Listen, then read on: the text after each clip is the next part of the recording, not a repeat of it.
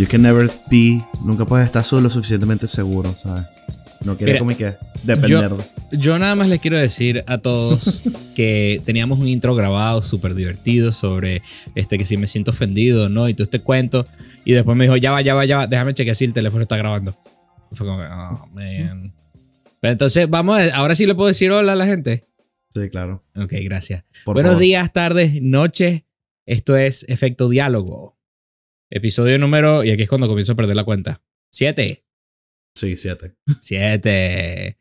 Y el día de hoy, como podrán ver, tengo los lentes puestos. Estoy vestido, ¿cómo se dice? De una manera como algo que se pondría un profesor. Mentira, un profesor no se pondría una camisa así. Estoy inventando un cuento para presentarles el tema del día de hoy. Vamos a comenzar con el objetivismo. ¿Qué es el objetivismo? Y vamos a presentar este tema de una manera distinta a lo que hemos estado presentando.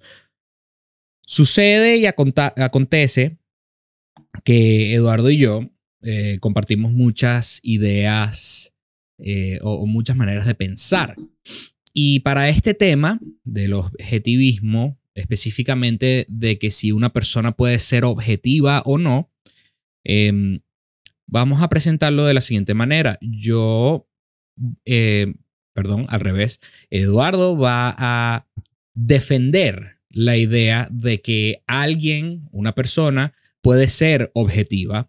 Y yo voy a debatir en contra de esa idea. ¿Ok?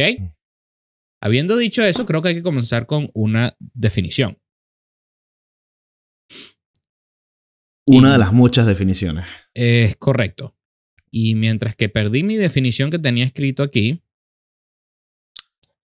Tú tienes los papelitos. Sí, el papelito se me perdió, qué pena. No me gustó esta definición, tenía una más chévere, se me perdió, olvídenlo. Uno tratando de ser profesional, ¿vale? Y nunca le sale la vaina, no joda. Esto es cuando tengamos plata y podemos hacer edición y producción. Sí, no, cuando haya plata, tiempo y todo esto. El objetivismo, a la idea a la cual yo realmente creo que no existe, es esta idea de que una persona puede observar la realidad y entenderla tal cual como es, objetivamente. Objetivamente, hay un árbol y el árbol se cayó y yo entendí que el árbol se cayó. ¿Ok? Exactamente eso, un ejemplo muy simple. Mi punto de vista, y este es mi punto de vista real, es que cuando ese árbol del ejemplo se cae, yo voy a interpretar que ese árbol se cayó, pero la persona al lado mío puede interpretar que el árbol fue derribado por el viento. O la persona del otro lado puede descubrir que el árbol estaba lleno de termitas y se cayó por culpa de las termitas. Entonces, mi punto es que hay ok, estoy trancado hoy. Depende de quién eres, el punto de vista va a cambiar y por ende la realidad va a cambiar. Eso es lo que quiero traer yo a la mesa. Poniendo el ejemplo del árbol, que es creo que el ejemplo más clásico sobre el objetivismo, el más clásico es cuando ese árbol se cae, ese árbol acaso hace ruido. También existe ese... Y si hace ruido, sí, no, es porque hubo alguien que lo tuvo que percibir en aras de que haya tenido sentido de que en verdad hizo sonido o no. Y creo que me llama mucho la atención el tema del objetivismo porque explica que una persona es inherentemente tiene la capacidad, o sea, dentro de uno mismo para poder determinar qué es bueno y qué es lo que va captando. Y hay algo que va siempre, que lo atrae, que lo vuelve inherente, sabe desde su fondo o desde sus entrañas o su víscera que algo es bueno y que algo es malo. Entonces es muy interesante porque lo hacen.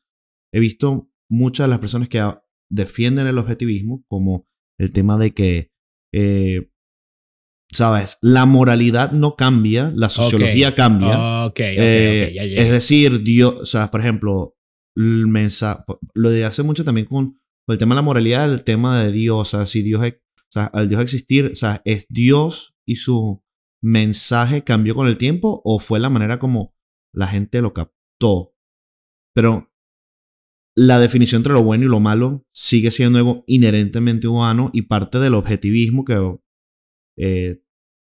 uno defiende es que esa división y el poder determinar cosas de una manera u otra que es inherente es un tema que viene y es parte del ser humano y el ser humano lo puede determinar.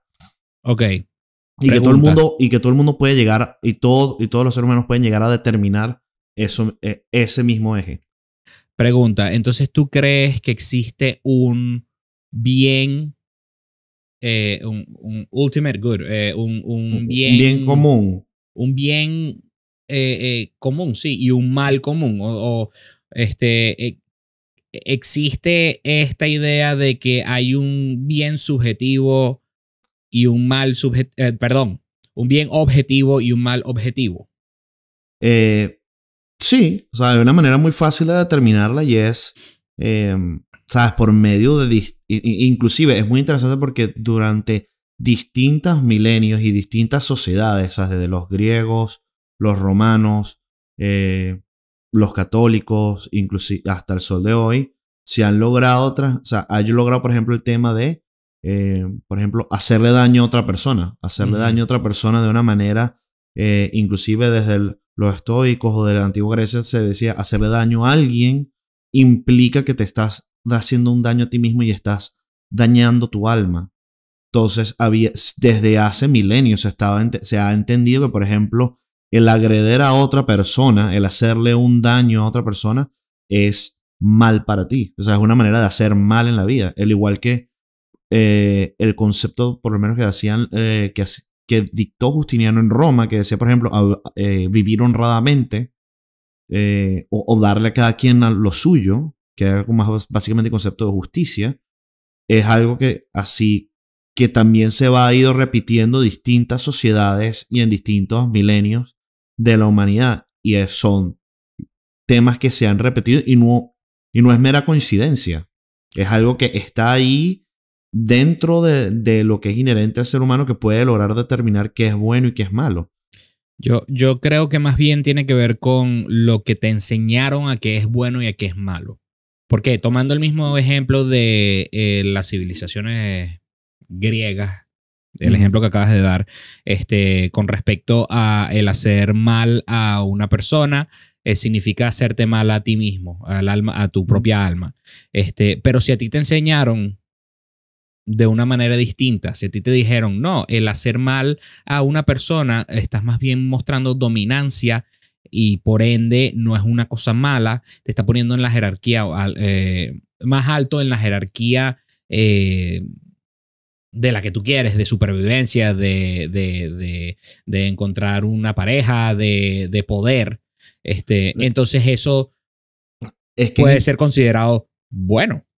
Pero es interesante porque eso lleva a un tema muy particular que es sobre la capacidad del mismo ser humano de deshumanizar a otros seres humanos. Y eso tú lo ves, sobre todo, por ejemplo, lo ves en sociedades que eran en sociedades caníbales. O sea, el hecho de que en los estudios que hacían era que o sea, no implica de que porque la persona es caníbal no deja de sentir de que está haciendo un mal. Lo que pasa es que hacían como o sea, en esos temas hacen como una cantidad de ritos y demás que vas deshumanizando. Es más, si algo mancha nuestra historia y hace que esté teñida de sangre, es la capacidad de que alguien que sea disidente a nosotros tengamos la capacidad de deshumanizarlo. Los agentes de la SS nazi, antes de empezar con toda la matanza y el genocidio a la comunidad judía en Europa, Adolf Hitler tuvo que hacer un ejercicio importantísimo de deshumanizar a la comunidad judía, de decirle, estas personas son infrahumanas, son personas por debajo de la humanidad y por eso es que, además, él llegaba a decir que le estás haciendo un favor a, a esos seres, porque lo estás liberando de un sufrimiento. Y entonces, es la transversa, o sea, es torcer la realidad, pero es al momento de tratar de deshumanizar a una persona. Pero cuando tú mantienes una relación de tú a tú de ser humano, que es bueno y que es malo se mantiene en unas líneas bastante claras. Y eso es parte también de lo que te va reflejando el objetivismo. Que es que indiferente, o sea, si tú descartas la capacidad de distorsionar la realidad del ser humano, si tú lo pones en un plano completamente horizontal, es bastante lineal. Es bastante lineal y no habría otra razón por cual irse por una tangente o la otra, porque está ahí. Yo, más bien, entonces lo que estás proponiendo entonces es que existe algún tipo de objetivismo, por lo menos con con esta conversación del bien y el mal, con tal de que los dos seres se entiendan como humanos. Yo reconozco que tú eres humano y tú reconoces que yo soy humano. Siento que es la manera más tangible de entender cómo esta posición filosófica existe. Sobre la base de lo que uno puede entender de que uno... Porque se vuelve complejo. Se vuelve complejo porque no es, claro. no es algo que se habla tan a menudo. Claro, no, obviamente, pero es por eso que traemos estos tipos de temas. Ahora bien, me viene el ejemplo a la cabeza del sociópata o del psicópata, quien entiende que tú eres un ser humano, quien entiende que eres un ser vivo, pero es incapaz de sentir empatía o simpatía. Entonces, aquí viene mi conflicto. Al necesitar poder sentir empatía, implica que hay un cierto nivel de subjetivismo en la interpretación de qué es bueno y qué es malo. Porque para yo entender que tú eres ser humano y yo entender que mi acto es malo, erróneo, y yo entender que lo que yo estoy haciendo te está haciendo daño, son varios pasos antes de poder llegar a decir, el matar es malo, ¿sabes? Pero yo creo que la distinción importante es que muchos de los sociópatas, cuando estamos hablando de ese caso, es que en ellos no es... Siento que en esta discusión no es cuando lo que la gente analiza no es un tema de que no distinguen. O sea, no es un tema de distinción, es un tema de que simplemente no les importa.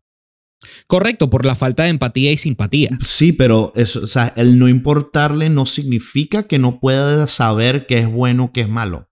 ¿Entiendes? Me parece que creo que esa es la posición del objetivista. O sea, no es un tema de que no puedas discernirlo. Es un tema que simplemente ignoras ese paso. Simplemente piensas de que es bueno, no me importa. O sea, simplemente lo voy a hacer porque falta empatía o lo que sea.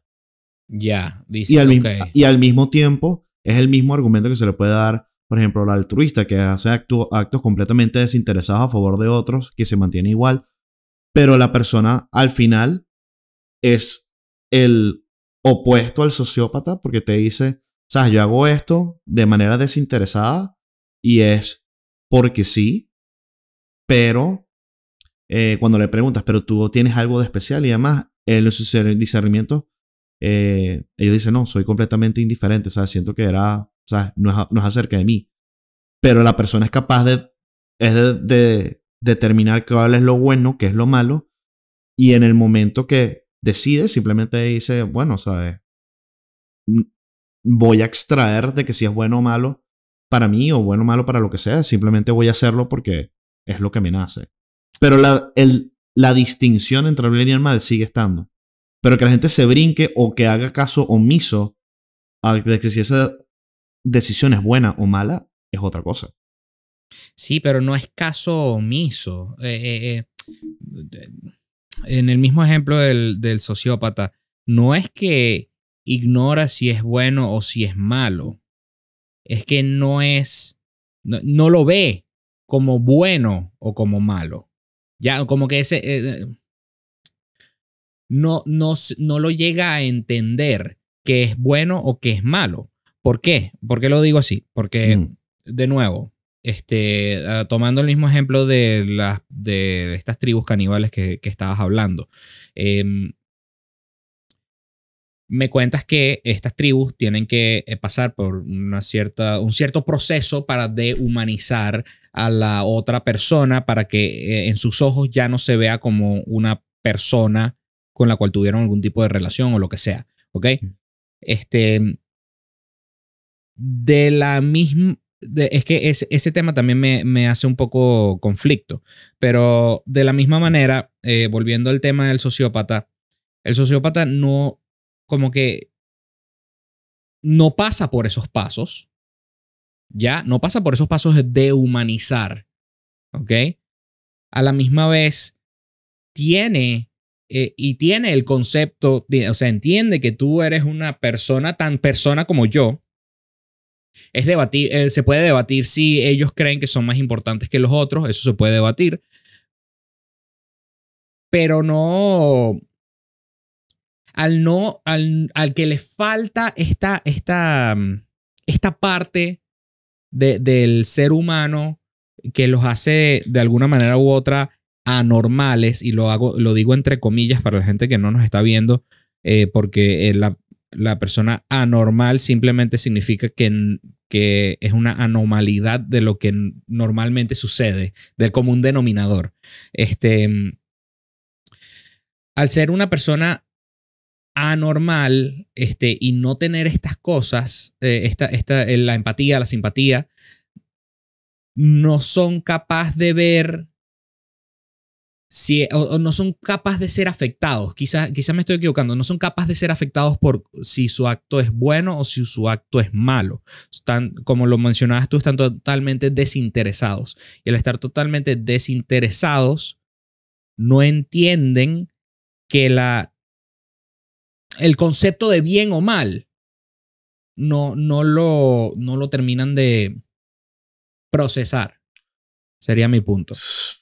Pues sí, pero volviendo al inicio, si hay un árbol en la mitad de un bosque y ese árbol se cae, ¿ese árbol hace ruido? Mira, para un objetivista sí. Y para qué es bueno y qué es malo, pero un objetivista lo tiene bastante claro.